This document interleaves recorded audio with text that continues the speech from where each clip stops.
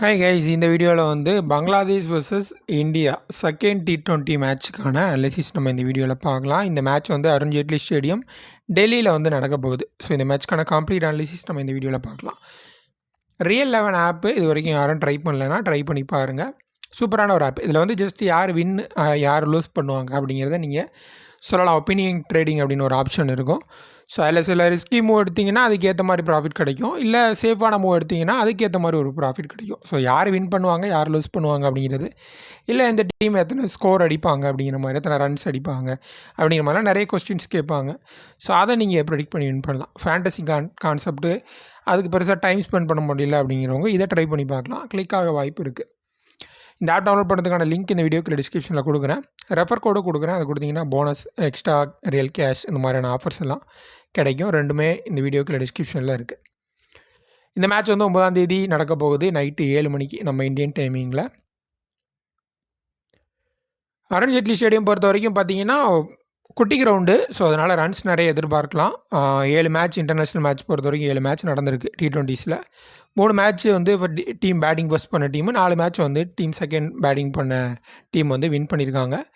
So இந்த கிரவுண்டை பொறுத்த வரைக்கும் செகண்ட் இன்னிங்ஸில் கொஞ்சம் அந்த டியூ இருக்கிறதுக்கு வாய்ப்பு இருக்குது. ஸோ அதனால் வந்து நிறையா பேட்டிங் ஆடுறது அந்தளவுக்கு சிரமமாக இருக்காது, ரொம்ப கம்ஃபர்டபுளாக இருக்கும். பேட்டர்ஸுக்கு தான் சாதகமாக இருக்கும். ஏன்னா குட்டி கிரவுண்டு. இந்த லாஸ்ட் ஒரு 2 வருஷமாக பார்த்தீங்கன்னா பெரிய அளவில் அந்த ஸ்பின்னருக்கு எப்பயுமே ஒரு ஹெல்ப் இருக்கும். அது நான் சொல்கிறது எப்படின்னா, ஃபெரோசா கவுட்லான்னு ஒரு பேர் வச்சுருந்தாங்க இந்த கிரவுண்டுக்கு. அப்போ வந்து பார்த்திங்கன்னா நல்ல ஒரு ஸ்பின்னர்ஸுக்கு நல்லா அசிஸ்ட் பண்ணக்கூடிய ஒரு கிரவுண்டாக இருந்தது, என்ன தான் குட்டி கிரவுண்டாக இருந்தாலும். பட் கடந்த ஒரு 2-3 வருஷமாக அந்தளவுக்கு பெருசாக வந்து ஸ்பின்னர்ஸுக்கும் பெரிய அளவில் ஹெல்ப் இல்லை. ஸோ பேட்டர்ஸ் கேமாக இருக்கிறதுக்கு நிறைய வாய்ப்பு இருக்குது. பட் 2 டீம் விளையாடுறது, ஒன்று இந்தியா, இன்னொன்று பங்களாதேஷ் அப்படிங்கிறதுனால பங்களாதேஷ் ஃபஸ்ட்டு பேட்டிங் பண்ணாங்கன்னா அந்தளவுக்கு ஹை ஸ்கோரிங் மேட்ச்லாம் எதிர்பார்க்காதீங்க அப்படிங்கிறதையும் சொல்லிக்கிறேன். 2 டீமோட ப்ராபல் பிளேயிங் லெவன் பார்த்துடலாம். இந்தியா டீமை பொறுத்த வரைக்கும் எந்தவித மாற்றமும் இருக்காது. நிதிஷ்குமார் ரெட்டி போன மேட்ச் ஆட வச்சாங்க, 2 டவுனில் இறங்கினார். ஸோ அதே பொசிஷனில் இந்த மேட்ச் இறங்குறதுக்கு நிறைய சான்ஸ் இருக்குது. 4 மெயின் பவுலர்ஸோடு ஆடினாங்க. முக்கியமாக நம்ம பார்க்க வேண்டியது, போன மேட்ச்சில் அந்த ஸ்ரீலங்கா T20 சீரீஸில் பண்ண மாதிரி எந்தவித எக்ஸ்பெரிமெண்டல் மோடும் பண்ணலை, அந்த இதுக்கும் போகலை. ஸோ மெயின் பவுலர்ஸ் அவங்களுடைய ஃபுல் ஒர்க் அவுட்டாக போட்டாங்க. ஹார்திக் பாண்டியா 5th பவுலராக அவருடைய ஃபுல் ஒர்க் அவுட்டாகவும் போட்டார். ஸோ நிதிஷ்குமார் ரெட்டி பார்ட் டைமாக ஒரு ஓவர் போட்டார் அப்படிங்கிற மாதிரி பார்த்தோம். ஸோ இந்த மாதிரி இருந்துச்சுன்னா நமக்கும் கொஞ்சம் ஈஸியாக இருக்கும். இல்லை ரேயான் பராக், சூரியகுமார் யாதவ், ரிங்கு சிங்கெல்லாம் ஓவர் போட்டாங்கன்னா கொஞ்சம் சிரமமாக இருக்கும் டீம் எடுக்கிறதுக்கு. பட்டு லக்கிலே அது எதுவும் பண்ணலை. ஸோ அதுக்கேற்ற மாதிரி இந்த மேட்சும் இருக்கும் அப்படின்னு நம்ம நம்பி டீம் எடுத்துகிட்டு போகலாம். பங்களாதேஷை பொறுத்த வரைக்கும் கொஞ்சம் ஈஸியாகவே லூஸ் பண்ணிட்டாங்க, எந்தவித ஃபைட்டுமே கொடுக்கல. ஸோ அதனால் ஒரு சில இடங்களில் மாற்றம் எதிர்பார்க்கலாம். பர்வேஸ் ஹுசைன் அவர் ஆட வச்சுருந்தாங்க. தன்ஜீன் ஹசன் தமீம் இவர் தான் ரொம்ப நாள் ஆடிட்டு இருந்தார் ஓப்பனிங்கில். ஸோ அவர் திரும்ப உள்ளே கொண்டுறதுக்கு வாய்ப்பு இருக்குது. அதே மாதிரி ஜக்கீர் அலி அவருடைய பிளேஸ்லையும் ஒரு மாற்றம் இருக்கும் அப்படின்னு எதிர்பார்க்கலாம். அண்டு தன்ஜீன் ஹசன் சக்கீஃப் அப்படின்னு ஒரு பவுலர் இருக்கார், ஒரு மாதிரி ஸ்லிங்கி ஆக்ஷனில் போடுவார், நல்லா பண்ணியிருக்காரு இந்தியாவுக்கு அகேன்ஸ்ட் ஆடும்போதும் சரி. அவரை மேபி ஒரு எக்ஸ்ட்ரா பவுலராக உள்ளே கொண்டுறதுக்கு ஒரு சான்ஸ் இருக்குது அப்படிங்கிறத நம்ம பார்க்கணும். ஸோ இந்த 3 இடத்துல பங்களாதேஷ் சைடை பொறுத்த வரைக்கும் சேஞ்ச் நம்ம எதிர்பார்க்கலாம். பிளேயர்ஸ் ரீசன்ட் பர்ஃபார்மன்ஸ் அப்படின்னு பார்க்கும்போது அபிஷேக் சர்மா சூப்பரான ஃபார்மில் இருக்கார். ஓவர்ஸ் போடலை, ஸோ அது ஒரு பிரச்சனை. அண்டு போன மேட்ச் கொஞ்சம் ஒரு சுமாரான ஒரு ஸ்டார்ட் தான் அப்படிங்கிற மாதிரி பார்க்கலாம். சஞ்சு சாம்சன் தொடர்ந்து இந்தியன் டீமுக்காக எப்பயுமே ஃபெயிலியர் ஆகிட்டே இருப்பார். பட் போன மேட்ச் ஒரு நல்ல ஸ்டார்ட் கிடச்சிது. சூரியகுமார் யாதவ் சூப்பரான ஒரு ஃபார்மில் இருக்கக்கூடிய ஒரு batter. Nitish Kumar Reddy recent form அப்படிங்கிறது அந்தளவுக்கு டொமஸ்டிக் மேட்சஸில் பெருசாக அப்படின்னு பார்க்க முடியல. பட் ஐபிஎல்லில் சூப்பரான ஒரு ஃபார்மில் இருந்தார். அதனால தான் அவருக்கு இந்த வாய்ப்பும் கிடச்சிருக்கு அப்படிங்கிற மாதிரி சொல்லலாம். ஹார்திக் பாண்டியா பொறுத்த வரைக்கும் சூப்பரான ஃபார்மில் இருக்கார். 4 ஓவர் உறுதியாக போடுறாரு அப்படிங்கிறதுனால ரொம்ப சேஃப் பிக்காக நம்ம ஹார்திக் பாண்டியாவை கன்சிடர் பண்ணலாம். ரேயான் பராக் ஓவர்ஸ் போடலை. ஸோ ஓவர்ஸ் போடாதனால ரிஸ்கி பிக்கு தான். ஓவர்ஸ் போட்டால் தான் நம்ம எடுக்க வேண்டியது ஒரு சூழ்நிலை வரும். ஓவர்ஸ் போடாதனால பார்த்தீங்கன்னா போன மேட்ச் ஓவர்ஸும் போடலை, பேட்டிங் வர்றதுக்கான வாய்ப்புகளும் இல்லை. ஸோ அதனால் கிராண்ட் லீக் வேணால் நீங்கள் ட்ரை பண்ணி பார்க்கலாம் ரேயான் பராக்கை. ரிங்கு சிங்கை பொறுத்த வரைக்கும் அவருடைய நம்பர்ஸ் நீங்கள் பார்த்தீங்கன்னா தெரியும். 6, 1 அண்ட் 2 மேட்ச்சில் பேட்டிங் வாய்ப்பே வரலை. ஸோ இந்த 6-1 அப்படிங்கிறது அவ்வளோதான் அடித்தாரான்னு கேட்டால் அப்படி கிடையாது. அந்தளவுக்கு ஆடுறதுக்கு தான் அவருக்கு பால்ஸ் கிடச்சிருக்கு அப்படிங்கிற மாதிரி இருக்குது. ஸோ அதனால் வந்து ரிங்கு சிங்கெல்லாம் கொஞ்சம் ரிஸ்கி பிக்கு தான். செம்ம பிளேயரு, அதில் டவுட் எதுவும் கிடையாது. பட் வாய்ப்புகள் அந்தளவுக்கு கிடைக்கல, ரொம்ப கீழே பேட்டிங் ஆடுறதுனால. வாஷிங்டன் சுந்தர் உறுதியாக 4 ஓவர் போடுறாரு, ட்ரை பண்ணி பார்க்கலாம். ஹர்ஷதீப் சிங் இந்தியாவில் ஃபஸ்ட்டு பவுலிங் பண்ணாங்கன்னா ஒரு டிஃபால்ட் பிக் அப்படிங்கிற மாதிரி நீங்கள் கன்சிடர் பண்ணிக்கோங்க. வருண் சக்கரவர்த்திக்கு இந்த பிச்சில் கொஞ்சம் கூடுதல் அசிஸ்ட் இருக்க வாய்ப்பு இருக்குது. நல்ல ஃபார்ம்லையும் இருக்கார். மயங்க் யாதவ் போன மேட்ச் லிட்ரலி மிரட்டினார் அப்படின்னு சொல்லலாம். அந்தளவுக்கு ஒரு நல்ல ஃபேஸு, அக்யூரேட்டான லைன் நேரத்தில் வைக்கிறாரு. அதுதான் அவருடைய ப்ளஸ் எக்ஸ்ட்ரா அட்வான்டேஜ் அப்படின்னு கூட சொல்லலாம். கரெக்டான லைன் லென்த்தில் அந்த 150, 155, 157 பக்கம்லாம் கிளிக் பண்ணார் லாஸ்ட் மேட்ச். ஸோ அதெல்லாம் போடும்பொழுது எந்த டாப் குவாலிட்டி பேட்டராக இருந்தாலும் சிரமப்படுவாங்க. ஸோ அந்த வகையில் மயங்க் யாதவ் சூப்பரான ஒரு ஆப்ஷன் அப்படிங்கிற மாதிரி நம்ம பார்க்கலாம். இந்த சைடு பங்களாதேஷை பொறுத்த வரைக்கும் லிட்டன் தாஸ் ஸோ ஓரளவுக்கு நம்ம நம்பி எடுக்கலாம். இந்த ஃபார்மேட்டை பொறுத்த வரைக்கும் கொஞ்சம் குயிக்காக ரன்ஸ் அடித்து கொடுப்பாரு. தன்ஜின் ஹசன் ஜக்கீர் அலி இவங்கெல்லாம் பெரும்பாலும் மோஸ்ட்லி கன்சிடர் பண்ண வேணாம் அப்படின்னு சொல்லுவேன். கிளிக்கானால் நீங்கள் கிராண்ட் லீக் அந்த மாதிரி வேணால் ட்ரை பண்ணி பாருங்கள். நஜ்முல் ஹுசைன் சாண்டோ ஒரு சூப்பரான ஃபார்மில் இருக்கார். பங்களாதேஷ் சைட்லேருந்து ஏதாவது ஒரு பேட்டரை கன்சிடர் பண்ணோம் அப்படின்னா ஃபஸ்ட் ஆப்ஷனாக இவரை வச்சுக்கோங்க அப்படின்னு சொல்லுவேன்.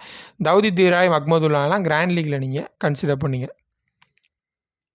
மெஹதி ஹசன் மிராஸ் பங்களாதேஷ் சைடில் இருந்து ஒரு சூப்பரான ஆப்ஷன் அப்படிங்கிற மாதிரி பார்க்கலாம். அவர் ஒருத்தர் தான் எல்லா மேட்சும் மோஸ்ட்லி பெர்ஃபார்ம் பண்ணிகிட்ருக்காரு. பேட்டிங்லேயும் சரி பவுலிங்லேயும் சரி விக்கெட் எடுத்து கொடுக்குறாரு. பேட்டிங்லேயும் தேவைப்படுற ரன்ஸ் அடித்து கொடுத்துட்ருக்காரு. ரிசாத் ஹுசைனும் ஒரு சூப்பரான ஃபார்மில் இருக்கக்கூடிய ஒரு பிளேயர் தான். நீங்கள் அந்த நம்பர்ஸ் பார்த்தாலே தெரியும். பேட்டிங்கில் ஓரளவுக்கு நல்லா ஆடுவார். போன மேட்ச் பெருசாக விக்கெட்ஸ் எதுவும் எடுக்கல. இந்த மேட்ச் எடுப்பார் அப்படின்னு நம்பலாம். தஸ்கின் அகமது, முஸ்டபிசூர் ரஹ்மான்லாம் நீங்கள் வந்து ஷரீஃபுல் இஸ்லாம் 3 பேருமே பங்களாதேஷ் ஃபஸ்ட்டு பவுலிங் பண்ணாங்கன்னா நீங்கள் 1 ஆர் 2 ஆப்ஷன் இவங்க 2 பேரில் யாராவது கன்சிடர் பண்ணலாம்.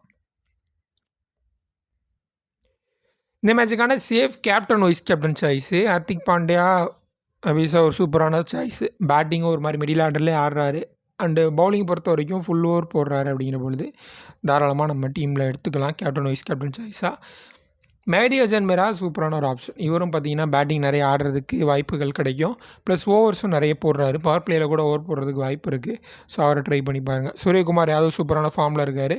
ஹர்ஷதீப் சிங்கே இந்தியா போன மேட்ச் மாதிரி ஃபஸ்ட்டு பவுலிங் பண்ணாங்க அப்படின்னா நீங்கள் அவரை கேப்டன் வைஸ் கேப்டனாக தாராளமாக ட்ரை பண்ணி பார்க்கலாம்.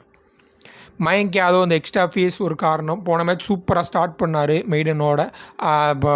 பெருசாக விக்கெட்ஸ் வந்து கிடைக்கல. ஸோ இந்த மேட்ச் கிடைக்கிறதுக்கு நிறைய வாய்ப்புகள் இருக்குது. ரிசாத் ஹுசைனும் சூப்பரான ஒரு ஆல்ரவுண்டரு. நிறைய விக்கெட்ஸ் எடுக்கக்கூடிய எபிலிட்டி இருக்குது அவருக்கு. வருண் சக்கரவர்த்தி இந்த பிச்சில் ஹெல்ப் கொஞ்சம் அதிகமாக இருக்கும் அப்படிங்கிறதுனால அவரை சொல்கிறேன். அண்ட் அபிஷேக் சர்மா ஓவர்ஸ் போட்டார்னா நான் சேஃப் சிவிசி சாய்ஸ்லேயே கொடுத்துருவேன். ஓவர்ஸ் போடுறதில்ல பேட்டிங் மட்டும்தான் அப்படிங்கிறதுனால கொஞ்சம் ரிஸ்கி ஆப்ஷனாக நம்ம பார்க்க வேண்டியது இருக்குது அவரை. And final small league team இதில் ஏதாவது சேஞ்ச் இருந்துச்சுன்னா வழக்கம் போல் ஃபைனல் டீமாக நான் டெலகிராம் சேனலே கொடுத்துருவேன். ஜாயின் பண்ணுறதுக்கான லிங்க் இந்த வீடியோவில் டிஸ்கிரிப்ஷனில் கொடுத்துங்க. இல்லைனா வீக்கே டீம்ஸ் அடிச்சு கூட நீங்கள் ஜாயின் பண்ணிக்கோங்க. ஸோ இதான் என்னுடைய டீமு. இதில் பார்த்தீங்கன்னா Hardik Pandya captain vice captain Mehidy Hasan Miraz ரொம்ப சேஃபர் பிக்கர் சைடாக போயிருக்கேன். பட் என்னுடைய ஃபைனல் டீமில் ஏதாவது மாற்றங்கள் பண்ணாலும் பண்ணுவேன், சொல்ல முடியாது.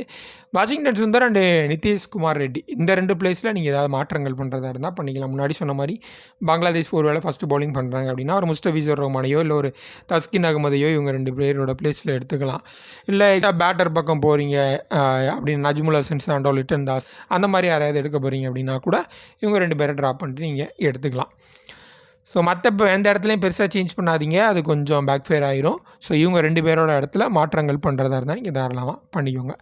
இதான் என்னுடைய டீமு. இது ஏதாவது சேஞ்ச் இருந்துச்சு அப்படின்னா ஃபைனல் அப்டேட் டெலகிராம் சேனலில் உங்களுக்கு நான் இன்ஃபார்ம் பண்ணுறேன். ஜாயின் பண்ணிக்கோங்க. நன்றி. அண்ட் இந்த வீடியோ உங்களுக்கு யூஸ்ஃபுல்லாக இருந்துச்சு அப்படின்னா நீங்கள் இந்த வீடியோக்கு லைக் கொடுத்துருங்க. லைக் கொடுத்தா தான் கொஞ்சம் நிறைய பேருக்கு ரீச் ஆகும். ரீசெண்ட் டைமில் பெரிய அளவில் வியூஸ் எதுவும் அந்தளவுக்கு வர்றதில்லை. ஸோ கொஞ்சம் பார்த்து ஹெல்ப் பண்ணுங்கள். முடிஞ்ச அளவுக்கு பெட்டராக இன்னும் நான் உங்களுக்கு வீடியோஸ் தர்றதுக்கு ட்ரை பண்ணுறேன். பெட்டராக டீம்ஸ் தர்றதுக்கும் ட்ரை பண்ணுறேன்.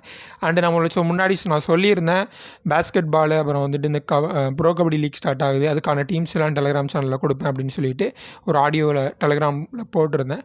ஸோ அதேபடி நான் மிஸ் பண்ணிடாமல் எல்லாத்துக்கும் டீம்ஸ் நான் கொடுத்துட்றேன். வீடியோஸ் ப்ரோ கபடி லீக்குக்கு முடிஞ்சால் நான் வீடியோஸும் போட்டுறேன். டெலகிராம்லேயும் ஃபாலோ பண்ணிக்கோங்க, யூடியூப்லேயும் ஃபாலோ பண்ணிக்கோங்க. முடிஞ்ச அளவுக்கு பெட்டரான டீம்ஸ் வந்து தர்றதுக்கு ட்ரை பண்ணுறேன். நன்றி.